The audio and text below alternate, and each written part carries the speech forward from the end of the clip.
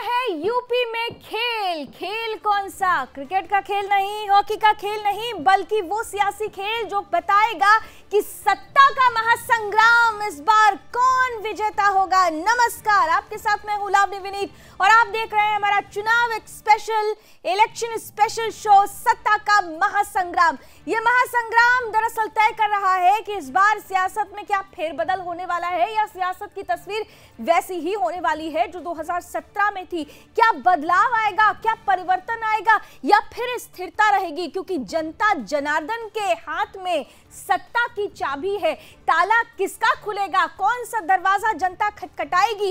इसीलिए हमने विशेष रूप से जनता के मन के सवालों को अपने सर्वे के जरिए आपके सामने रखने की कोशिश की और आपने बढ़ चढ़कर इसमें हिस्सा लिया, क्योंकि सरकार तो भाई आपकी है, जनता की सरकार है, जनता को बनाना है, जनता को बिगाड़ना है। तो ऐसे में तमाम तरीकों से तमाम मुद्दों को समेटते हुए सत्ता के महासंग्राम में हर रोज 6 बजे हम उन प्रश्नों को आपके सामने लेकर आ रहे हैं जिसका जवाब हम सीधे ग्राउंड से लेते हैं। हम किसी एजेंसी पर निर्भर नहीं हैं, बल्कि हमारे संवाददाता, हमारे रिपोर्टर्स ग्राउंड पर उतरते हैं, लोगों से बात करते हैं, उनके मन की चल रही तमाम परिस्थितियों को आंकड़ों के जरिए हम आपके सामने प्रस्तुत करते हैं। इसके अलावा हमारा ऑनलाइन सर्वे sudarshannews.in पर भी लगातार जारी है। तो आज बिना समय गवाए आज का महत्वपूर्ण प्रश्न जो हमने पूछा, क्यों पूछा पहले बता देते हैं। क्योंकि प्रधानमंत्री नरेंद्र मोदी आज पश्चिम उत्तर प्रदेश में थे और पश्चिम उत्तर प्रदेश में कहाँ थे? ऐतिहासिक नगरी मेरठ में, जहां से क्रांति हुई थी, एक बदलाव हुआ था, स्वतंत्र भारत की नींव रखी गई थी और इसी क्रांति की जमीन से, इसी ऐतिहासिक भूमि से, इसी सामर्थ्य और शक्ति के भूमि से प्रधानमंत्री नरेंद्र मोदी ने एक गर्जना की है। गर्जना सीधे सीधे एक संदेश के रूप में भी है कि एक वक्त था कि माफिया राज था पश्चिमी उत्तर प्रदेश में, लेकिन अब खिलाड़ियों का राज है, खेल का राज है और इसीलिए मेजर ध्यानचंद यूनिवर्सिटी की नींव रखते हुए उन्होंने सीधे सीधे संदेश दे दिया है कि आने वाला वक्त युवाओं का है। युवाओं को तय करना है कि सरकार किसकी होनी चाहिए, युवाओं को तय करना है कि वो कौन सी सरकार है जो उनको तरजीह दे रही है, बालिकाओं को तय करना चाहिए कि वो कौन सी सरकार है जो उनकी सुरक्षा के केंद्र बिंदु को अपने विकास में जगह देती है। तो ऐसे तमाम मुद्दों पर सियासत गरमाई हुई है और इसीलिए हमने आज महत्वपूर्ण प्रश्न भी पूछे इसी से जुड़े हुए। पहले हम आज सर्वे सबसे पहले दिखाते हैं। आज का मुख्य सवाल जो हमने आपके बीच रखा था, आज का मुख्य सवाल जरा जल्दी से स्क्रीन पर लेकर आए। आज हमने पूछा था आपसे कि खेल यूनिवर्सिटी से सियासी खेल में क्या बीजेपी को मिलेगा मेडल। तो देखिए, जब ये सवाल हमने आपके बीच रखा तो जरा जल्दी से आज का जनमत आ गया सामने। खेल यूनिवर्सिटी से सियासी खेल में बीजेपी को मेडल, तो 78% लोगों ने हाँ में जवाब दिया है। 14% इससे इत्तेफाक नहीं रखते हैं, वो नहीं कहते हैं और 8% उदासीन यानी पता नहीं। लेकिन इतना जरूर है कि खेल यूनिवर्सिटी से 78% लोग ये कह रहे हैं कि बीजेपी को फायदा होगा। इन सब के बीच दूसरा महत्वपूर्ण सवाल, क्योंकि बात पश्चिमी उत्तर प्रदेश की चल रही है भाई, तो पश्चिमी उत्तर प्रदेश में पार्टी के तौर पर भी ये जान लेना जरूरी है कि जनता की पहली पसंद कौन है। तो जल्दी से जनमत भी, पार्टी के तौर पर जनता की पहली पसंद पश्चिमी उत्तर प्रदेश में 48% के साथ बीजेपी आगे, 24% साइकिल यानी समाजवादी पार्टी, 14% बीएसपी, 10% देखिए आरएलडी पे है और 4% कांग्रेस। यानी यहां पर यह तो तय है कि बीजेपी और समाजवादी पार्टी के बीच में थोड़ा सा गैप कम है।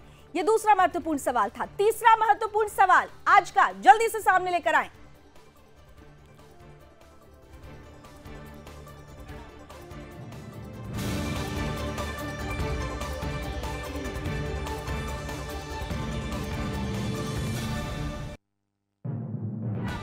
सवाल, पश्चिमी यूपी में सीएम के तौर पर पहली पसंद कौन है?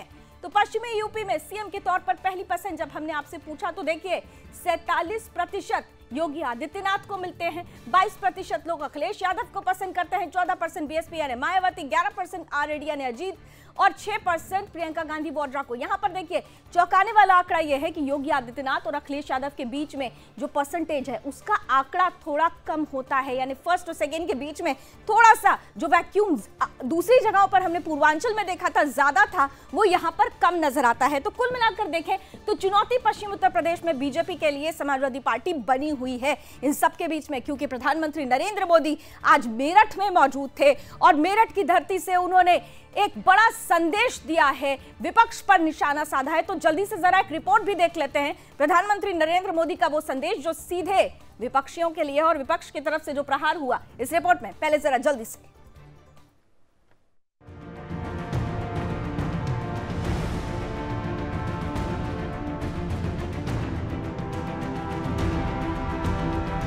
2022 यूपी विधानसभा चुनाव में मुख्यमंत्री योगी आदित्यनाथ के नेतृत्व में बीजेपी का कमल खिलाने के लिए पीएम मोदी भी मैदान में उतर आए हैं। पिछले कुछ महीनों में यूपी का कोना कोना छान रहे प्रधानमंत्री मोदी मेरठ पहुंचे और पश्चिमी उत्तर प्रदेश के सियासी तापमान को गर्मा दिया। प्रधानमंत्री मेरठ गए तो मेजर ध्यानचंद यूनिवर्सिटी का शिलान्यास करने के लिए थे, लेकिन उन्होंने अपने बयानों के तीरों से विपक्षी दलों को घायल करने में कोई कसर नहीं छोड़ी। संबोधन से पहले पीएम मोदी जिम करते नजर आए और युवाओं को फिट रहने के नमो मंत्र के सहारे बीजेपी के पक्ष में लामबंद करने की कोशिश की। पीएम मोदी के संबोधन में खेल की बात थी, विकास की बात थी, युवाओं की बात थी, तो वहीं महिलाओं की भी बात थी। इसके साथ ही पलायन के मुद्दे को उठाकर पीएम मोदी ने पार्टी का चिरपरिचित सियासी संदेश भी दे दिया। खेलों से जुड़ी अंतर्राष्ट्रीय सुविधाएं भी तो मिलेगी। ये एक करियर के लिए, कैरियर के रूप में स्पोर्ट्स को अपनाने के लिए जरूरी स्किल्स का निर्माण करेगी। यहां से हर साल 1000 से अधिक बेटे बेटियां बेहतरीन खिलाड़ी बनकर निकलेंगे।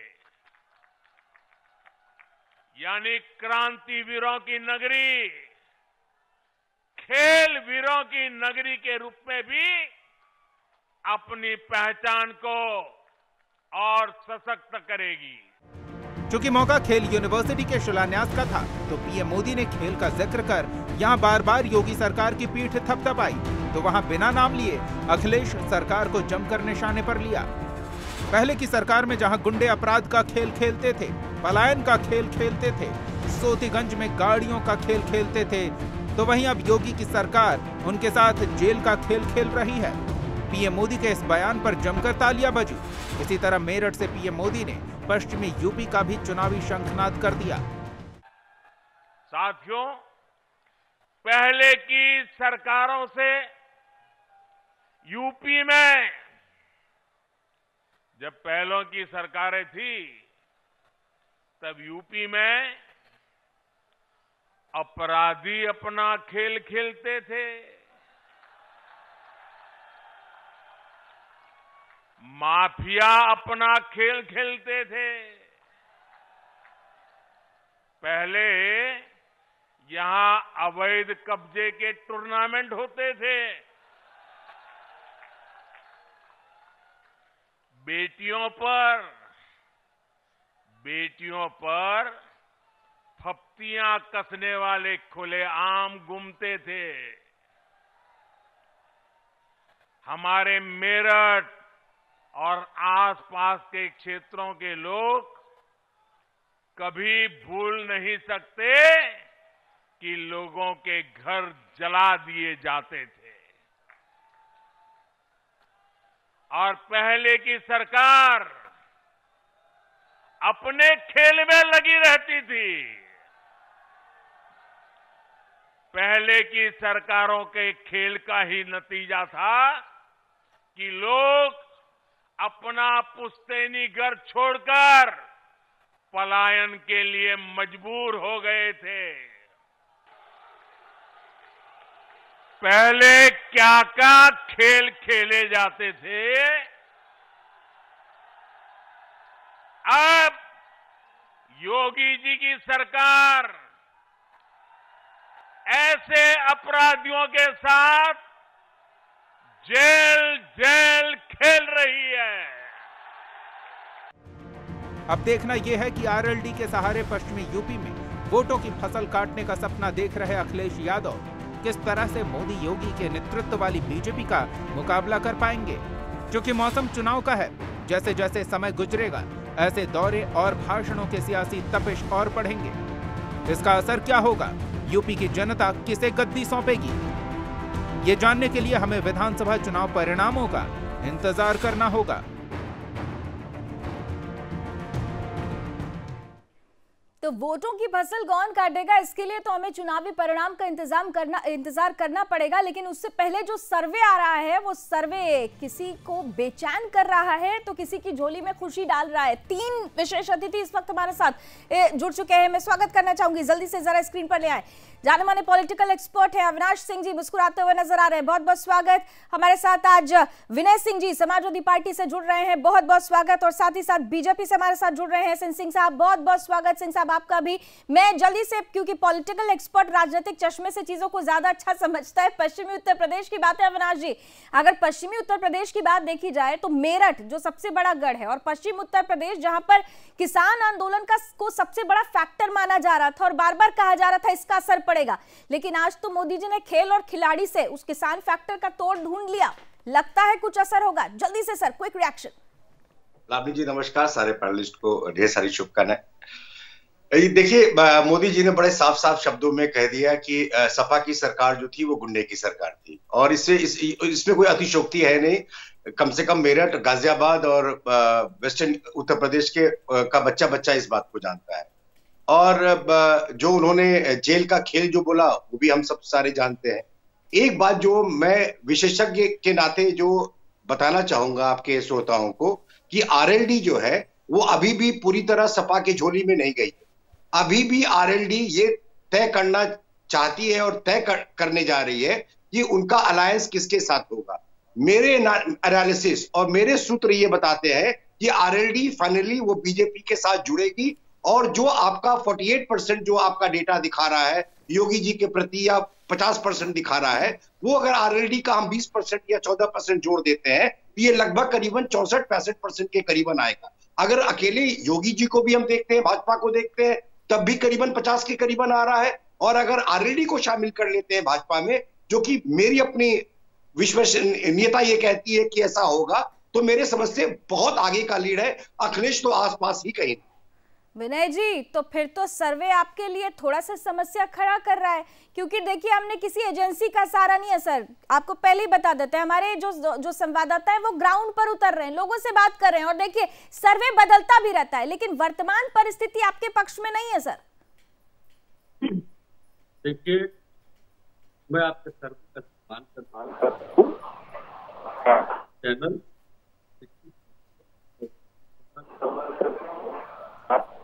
विनय जी, आई एम सॉरी, आपकी आवाज नहीं क्लियर आ रही है। पैनल जरा विनय जी की आवाज थोड़ा सेट कराएं, तब तक जरा एसएन सिंह साहब के पास चलते हैं। सिंह साहब, सर्वे देखिए आपको गदगद कर रहा है। पार्टी के तौर पर बीजेपी को 48% दिया जा रहा है सर्वे में, और मुख्यमंत्री के तौर पर योगी आदित्यनाथ 47% लोग पसंद कर रहे हैं। लेकिन यहाँ पर देखिए आप बहुत ज्यादा खुश नहीं होइए, क्योंकि आपके बहुत ही कम पीछे नंबर पे, दूसरे नंबर पे समाजवादी पार्टी है, पार्टी के तौर पर 24% और अखिलेश के तौर पर 22%। देखिए लोलिन जी, जनता जनार्दन है, और आपने सर्वे दिखाया कि जनता का जो आशीर्वाद, जो प्यार है वो भारतीय जनता पार्टी के प्रति है।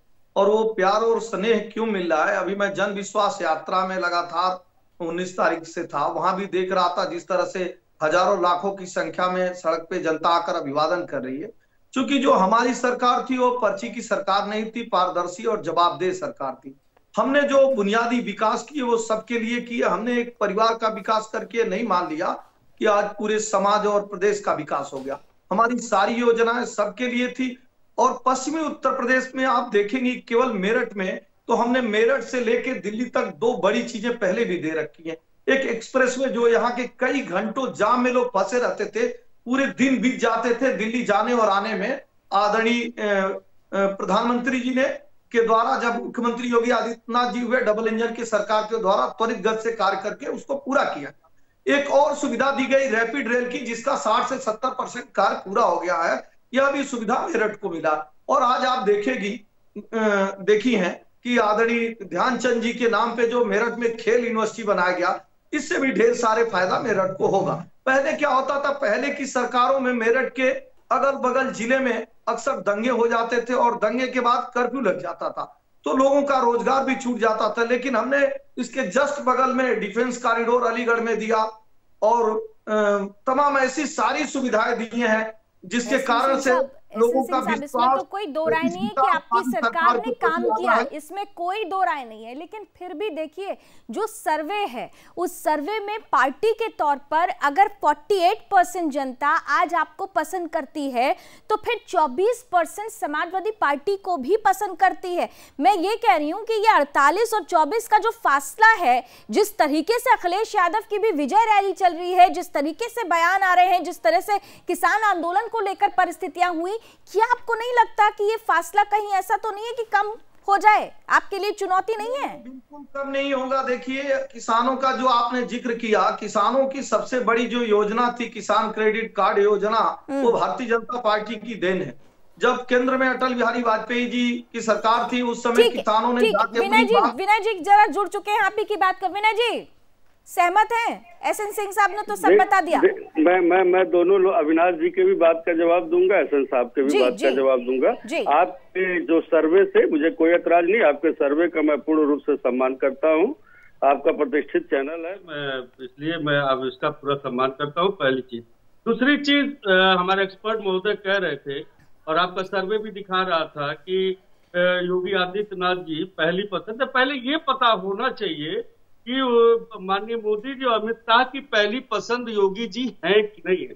इसमें देखिए, इनके अविनाश जी, ये सपा का मामला नहीं है, ये तो छोड़िए ना, ये उनकी पार्टी का मामला है। वो किसको आगे करते हैं? जनता की पसंद पर आते हैं ना, जनता की पसंद पर आते हैं। आपके जो बहुत बड़े एक्सपर्ट हैं, उन्होंने जो कहा मैं उसका जवाब दे दूं ना। और जो सूत्र इनके बता रहे हैं कि वो आरएलडी का गठबंधन हुआ, अभी आगे चल करके देखिए जो स्थिति है, अवस्थी को मुख्य सचिव नहीं बनाया गया, दो घंटे में कैसे किसको।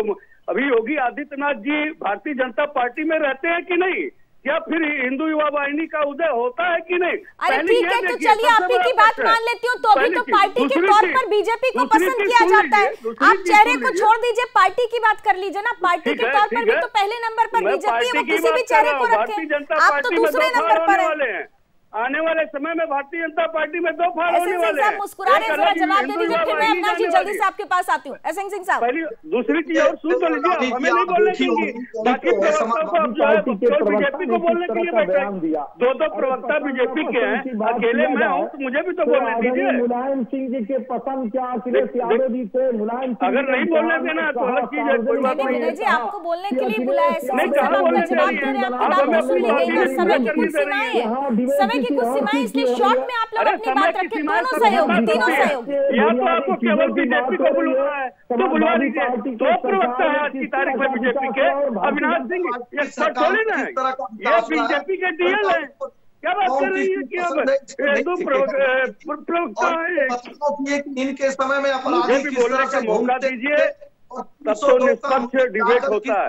मैंने आपके सर्वे का सराहना किया। मुझे ऐसा लगता है विनय जी, अगर बीजेपी के पक्ष में कोई बात रख देता है तो उसका प्रवक्ता थोड़ी हो जाता है। नहीं, अब सर्वे आपके पक्ष में नहीं जा रहा है, अविनाश जी की राय आपके पक्ष में नहीं है, तो आप उनको प्रवक्ता बना देंगे। देखिए, ये ठीक नहीं है। और अगर आप ऐसा कर रहे हैं तो फिर आप जनता का अपमान भी करते हैं। जनता जनार्दन होती है, एक सेकेंड, जनता जनार्दन होती है। विनय जी आती हूँ मैं, आपको पूरा मौका दूंगी। अविनाश जी, वैसे मैं आपको बता दूं, वैसे अविनाश जी, जब हम पश्चिम यूपी की बात करते हैं, ठीक है, एसएन सिंह साहब प्लीज एक सेकंड, एसएन सिंह साहब प्लीज एक सेकंड। पश्चिम यूपी की जब हम बात करते हैं तो यहाँ पर अविनाश जी, जब एक कॉम्बिनेशन है मुस्लिम प्लस जाट प्लस दलित, ये कॉम्बिनेशन अजेय माना जाता है, लेकिन ये परिस्थितियां क्या इस बार ऐसी नजर आ रही हैं? आपको लग रहा है कि इस बार क्या यही कॉम्बिनेशन होगा या फिर बिखराव हो सकता है?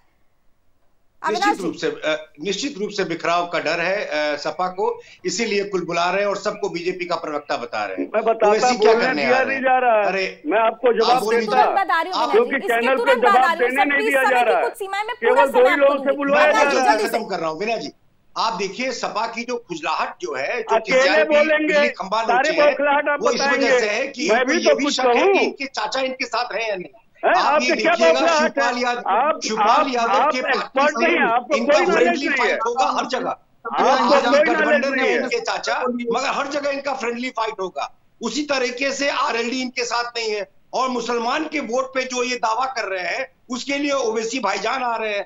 तो सपा हर तरफ से घिरी हुई है, और इनकी क्रेडिबिलिटी, इनके नेता की क्रेडिबिलिटी, अखिलेश की क्रेडिबिलिटी बिल्कुल टीपू के समान हो गई है, जो एक मुसलमान का वोट लेने के लिए सिर्फ और सिर्फ मुसलमान का वोट लेने के लिए और जातिवाद का वोट लेने के लिए वो पूरे यूपी में। लवली जी, ये एक्सपर्ट की आवाज है क्या? ये ऐसे राय होते हैं क्या एक्सपर्ट के? आप खुद बताइए, केवल दलालों के होते हैं। साफ सुथरे राय होने चाहिए, लाव लपेट नहीं होता है मेरे राय में। दलाल हैं आप विनय जी, भाषा की मर्यादा। विनय जी, मैं आपको तभी मौका दूंगी और पूरा मौका दूंगी जब भाषा को आप मर्यादित होकर रखेंगे। मेरे लिए मेरे सभी मेहमान सम्माननीय, आदरणीय, लेकिन किसी पर व्यक्तिगत टिप्पणी मैं बिल्कुल अपने शो में होने नहीं दूंगी। विनय जी, अब आप कंटिन्यू करें, और आप जो बात अविनाश जी ने राय रखी है उसमें प्रतिक्रिया दीजिए, व्यक्तिगत टिप्पणी मत करिए। नहीं तो बोलने का मौका दीजिए, जवाब देने का मौका दीजिए। बोलिए आप, बिना व्यक्तिगत टिप्पणी के हुए दिया मैंने आपको पूरा 1 मिनट। जरा एसएन सिंह साहब और अविनाश जी जरा चुप रहिएगा, मैं देख रही हूँ। चलिए 1 मिनट आपका शुरू होता है। बिल्कुल, इनको जल्दी विनय जी, कम टू द पॉइंट। आज उत्तर प्रदेश की जो स्थिति है, अभी अविनाश जी कह रहे थे, एसएन साहब कह रहे थे कि सारा जाट जो है, सारा किसान, सारे वर्ग जो है आज भारतीय जनता पार्टी के साथ एकमत है। आज जो किसानों को जो दंश इन लोगों ने दिया है, साल भर तक तरीके से वो बैठे रहे, तो क्या किसान इनके साथ कैसे आ सकता? कतई नहीं आ सकता। आज जो किसानों के साथ इन्होंने धोखा किया, आज युवाओं के साथ जो इन्होंने धोखा, अभी ओवैसी के बात कर रहे थे, इतने बड़े खिलाड़ी नहीं हो गए हैं भारतीय जनता पार्टी के लोग। मेरठ में जो है उद्घाटन के खिलाड़ियों को असली सम्मान अगर किसी ने दिया तो माननीय अखिलेश यादव जी ने दिया। इकाना स्टेडियम का निर्माण करा करके अंतर्राष्ट्रीय स्टेडियम का निर्माण कराया और खिलाड़ियों को पूरा सम्मान दिया, युवाओं को रोजगार दिया था, लैपटॉप दिया था, और इन्होंने कहा था कि 1 करोड़ युवाओं को लैपटॉप दिया जाएगा। आप बताइए लवली जी, कितने दिन चुनाव रह गए हैं? 1 करोड़ लोगों को, अब आपको बता देते हैं, आपने मुसलमान वोटों पर कुछ नहीं बोला, लेकिन आपके लिए जरा आंखें खोल लीजिए। आज का मुसलमान वोटर अपने नेता को मुसलमान ही देखना चाहता है। अभी 2 दिन पहले ही हमने सर्वे किया है। आज का मुस्लिम वोटर अखिलेश यादव में नहीं, ओवैसी में अपना नेता देखता है। ये आपके लिए, आप अगर इस बात को नजरअंदाज करते हैं तो आप वाकई गलती कर रहे हैं। एसएन सिंह साहब, जरा जल्दी से। नहीं, झूठ बोलते हैं ये लोग। आप इनका झूठ खोलने नहीं देंगे। ठीक है विनय जी, पूरा बोल दिया मैंने, पूरा बोल दिया। आप एसएन सिंह साहब को बोल दीजिए। एसएन सिंह साहब जल्दी से। समाजवादी पार्टी की व्यवस्था देखिए कि आरएलडी को जितना ये सीट दे दी है पश्चिमी उत्तर प्रदेश में, उनके अखबारों की पूरी ये सुर्खियां बनी हुई थी। इन्हीं की पार्टी के लोग विरोध कर रहे हैं, समाजवादी पार्टी के लोग, की क्या उन्हें सीट दिया जाना चाहिए। एक बात। दूसरी बात, किसानों की इन्होंने किया। पश्चिमी उत्तर प्रदेश में सबसे ज्यादा गन्ना किसान है, और 1.5 लाख करोड़ गन्ने मूल्य का भुगतान कौन की? भारतीय जनता पार्टी। इनके समय में 95,000 करोड़ गन्ने मूल्य का भुगतान हुआ था, और 55,000 करोड़ गन्ने मूल्य का भुगतान बहुजन समाजवादी पार्टी के समय में हुआ था। 2 बातें। इनके समय में केवल 5 जिलों को बिजली आती थी, किसानों को कोई फायदा नहीं होता था, कभी आती थी कभी नहीं आती थी। बोलने देना चाहिए सभी जिलों में। आप जाते समय जो भी है, आप इनके 2 प्रवक्ता बैठा करके आप सभी जिलों में 30 बुलवा रही है, 10 मिनट का भी समय नहीं दे रही है। ये झूठे लोगों का प्रचार करना नहीं चाहिए, बंद कीजिए। ये भी देश के दुश्मन है, ये देश के हानिकारक है। विनय जी, आप कंटिन्यूअसली एक ही बात बोल रहे हैं। मैंने पूरा आपको मौका दिया, आपके पास तर्क नहीं है।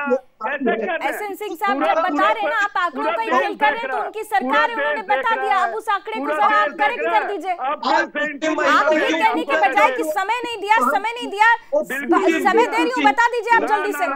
अत्याचार होता था लवनी जी, उसके भारतीय जनता पार्टी ने उठाया।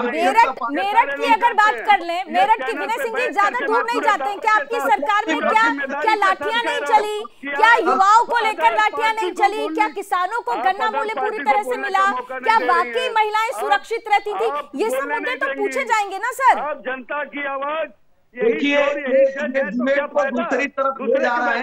इसी के बगल में मुजफ्फरनगर में दंगा होता है और 64 लोग मारे जाते हैं। सरकार सफाई में नाच गाना कर रही है। इनका प्रधानमंत्री झूठ बोलता है, इनका मुख्यमंत्री झूठ बोलता है।